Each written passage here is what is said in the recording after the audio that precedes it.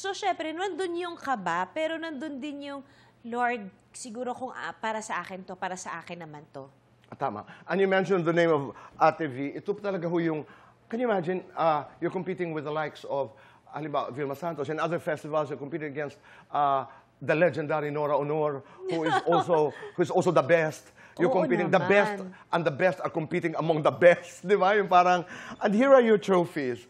Ang bibigat. Ang bibigat, di ba? Pwede ba itong maisanla? No, hindi ho ako nagbibiro. Ang bigat talaga. Gusto mo ba hawakan? Hawakan natin. Hawakan. Tutulungan kita. Tingnan mo, ang bigat. Oh, mabigat talaga po siya.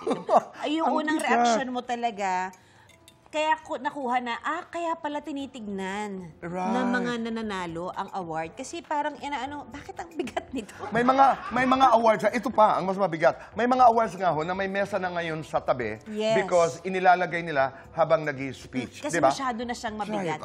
Eto talaga ang mabigat. Bawat taong umakyat sa entablado sa Porto, ang una nila sinasabi, it's heavy.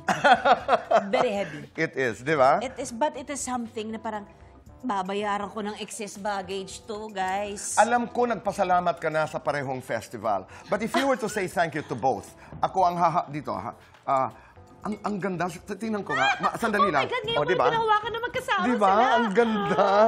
Say thank you. Salamat po. Oo, di ba? Ngayon mo lang? Ngayon ko lang, actually, well, tinignan ko sila ng magkatabi ng pag-uwi namin ni Rai from Portugal. But hindi talaga siya nagsisink in sa akin. Na parang,